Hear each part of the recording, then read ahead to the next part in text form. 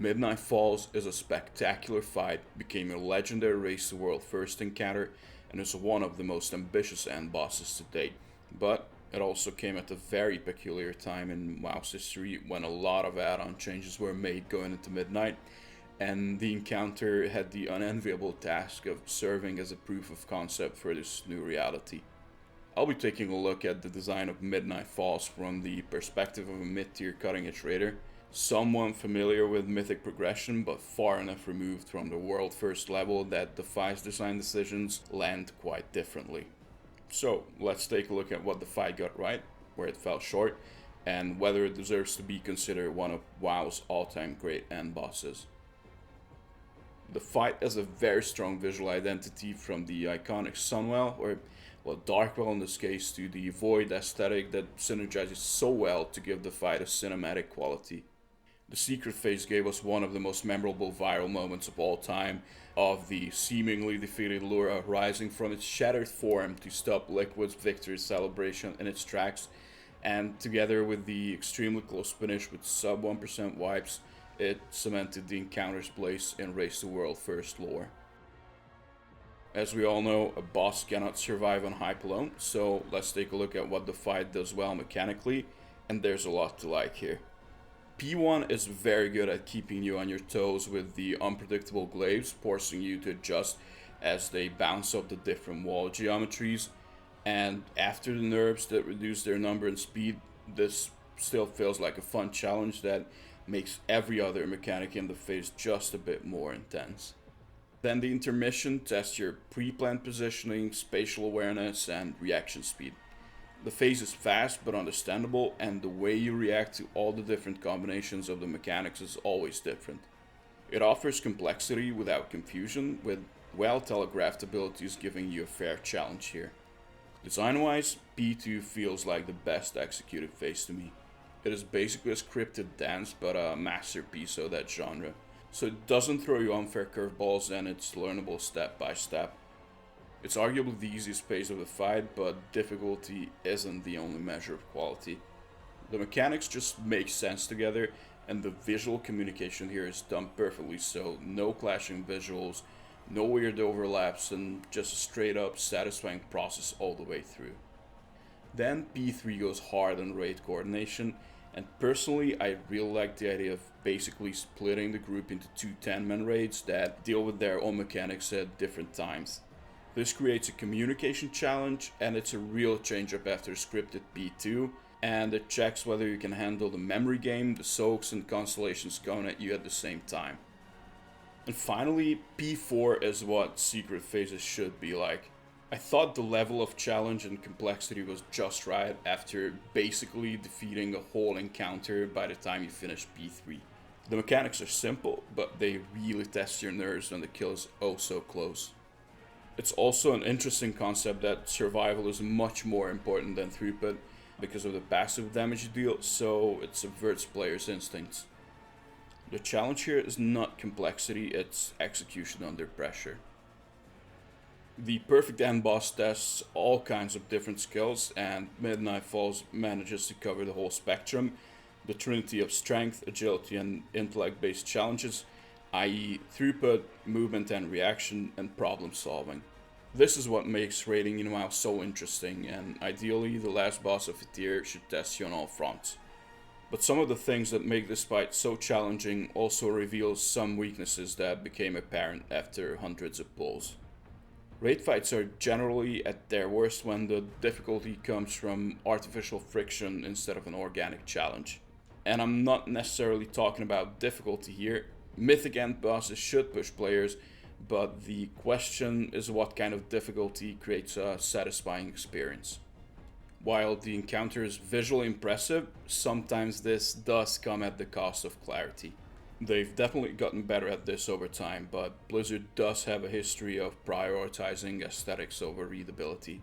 For example, the glaives in P1 are a good concept. They create movement pressure and they ramp up other less intense mechanics, but spotting and tracking these glaives is often challenging when they overlap with the model, the crystal ads, and several nameplates. The challenge should come from avoiding such mechanics and not trying to spot them among competing eye candy. P3 has similar issues with the complexity of the mechanics.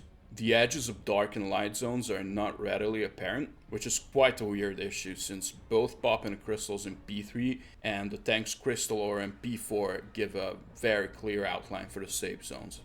The constellations can also be hard to spot under the boss and the memory game symbols, as these once again share the same color palette and compete for your attention in the same area. The mechanics in this phase are awesome at a conceptual level, but their lack of visual clarity introduces an unnecessary friction, and this becomes especially problematic because many of these mechanics are also tied to instant raid wipes. Which leads me to my next point. I feel that it had too many single points of failure, where one individual mistake leads to an instant wipe without any chance to recover. Mythic end bosses should be difficult in wipes. Even the stupidest ones are parts of progression, but one error ending in otherwise perfect pull after 5 minutes over and over leads to unnecessary frustration, especially for guilds where player consistency naturally varies more than at the very top. A single crystal blown up is an instant wipe, missing an interrupt is more often than not an instant wipe, and missing a single soak at the start of P3 is an instant wipe. Mind you, cutting edge players should be 100% expected to handle such mechanics, but offering no chance for recovery after a single step in the wrong direction can be absolutely brutal after putting in more than 300 pulls. The same can be said for other P3 mistakes, but these become much more jarring with the group split into two. If you or your side screws up, at least you know what happened, but executing every mechanic perfectly, then just suddenly blown up because the other team was late to soak, a crystal carrier stepped into a constellation, or two people doing a memory game dodge in the same direction leads to WTF happened here moments. But finally, let's talk about the Alek in the room. The biggest issue with the fight is not how much it punishes raids, but how it assumes that players will solve some of its challenges.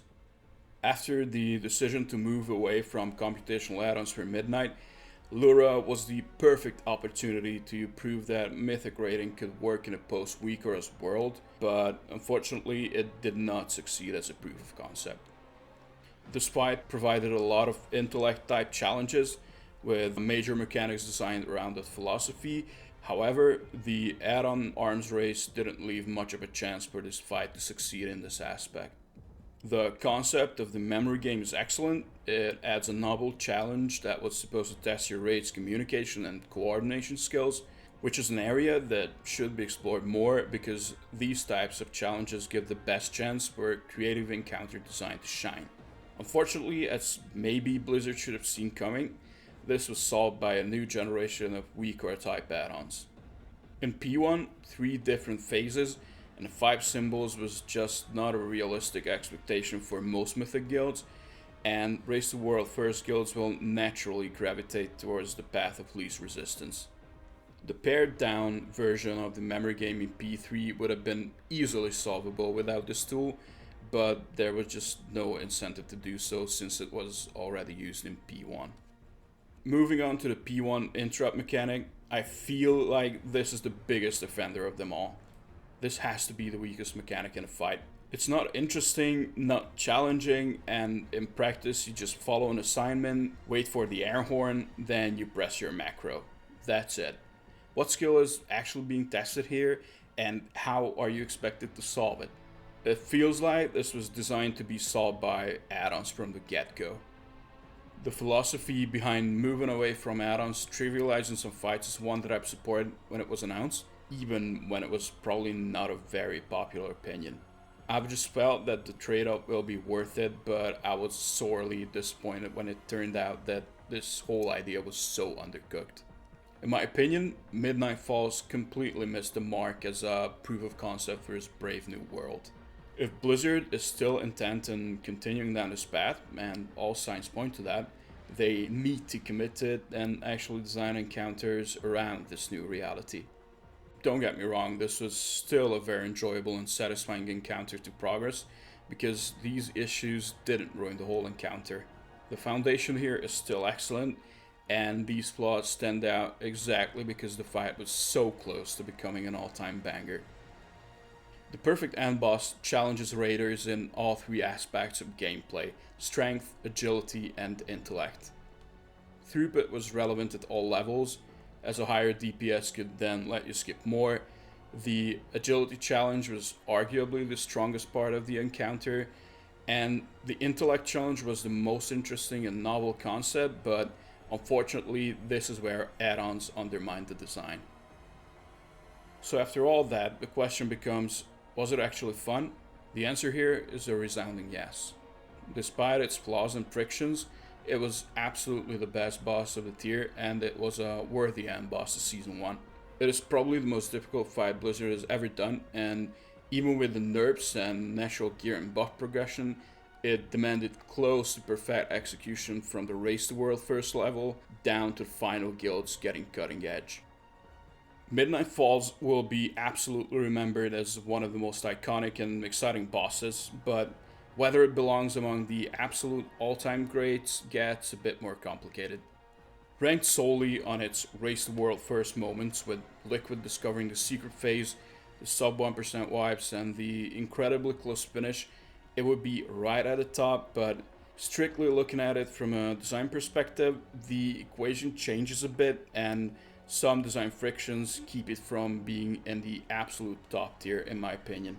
It got very close, but I feel that it has some flaws that just cannot be overlooked. Hopefully, Blizzard will take lessons learned here, improve on them, and come back even stronger next year. So let me know what you think down in the comments, and if you enjoyed this video, I stream our raids on Twitch. Come hang out and watch next year with us. Links are in the description. Thanks for watching, and have a beautiful day.